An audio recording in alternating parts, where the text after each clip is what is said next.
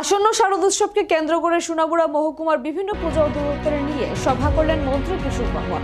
মূলত শারদোৎসব উদযাপনে যেন কোনো প্রকার অপ্রীতিকর ঘটনা না ঘটে, পুজো উদ্যোক্তাদের আয়োজন যেন পরিবেশ বান্ধব হয় এবং প্রশাসনিক বিভিন্ন বাধাবাধকতাগুলি মেনে যেন পুজোর উদ্যোক্তারা পুজোর আয়োজন করেন, সেই বিষয়গুলো নিয়ে আলোকপাত করেন মন্ত্রী। এদিনের আলোচনায় সভায় মন্ত্রী ছাড়া উপস্থিত ছিলেন সোনামুড়া মহকুমা শাসক রাজু দেব, মহকুমা পুলিশ আধিকারিক শশীমোহন দেববর্মা, বক্সনগর পঞ্চায়েত সমিতির চেয়ারম্যান স্বপ্না নম, বিশিষ্ট সমাজসেবক উত্তম দাস এবং শুভ্রজিৎ দাস প্রমুখ।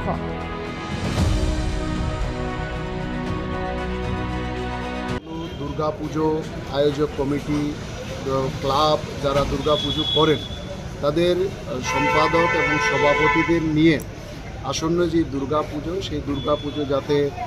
সুশৃঙ্খলভাবে হয়, সুন্দরভাবে হয় এবং নিয়মানুবর্তিতার মাধ্যমে যাতে সম্পন্ন হয়, সবাই যাতে দুর্গাপুজোর আনন্দ নির্বিঘ্নে নিতে পারে, তার জন্য একটা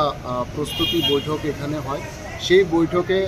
সরকারি যেই নিয়ম নীতি আছে দুর্গাপুজোকে কেন্দ্র করে, সেইগুলো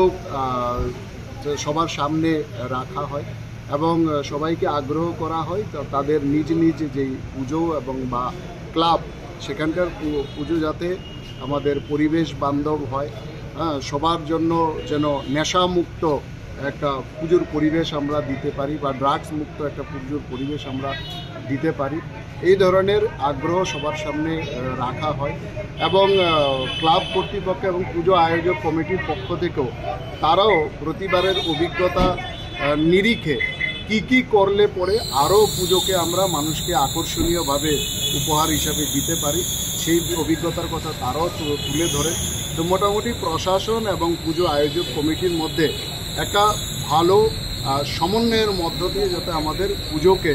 একটা শান্তিপূর্ণ পরিবেশের মধ্য দিয়ে সম্পন্ন করতে পারি, সেই বিষয় নিয়ে আজকে এখানে আলোচনা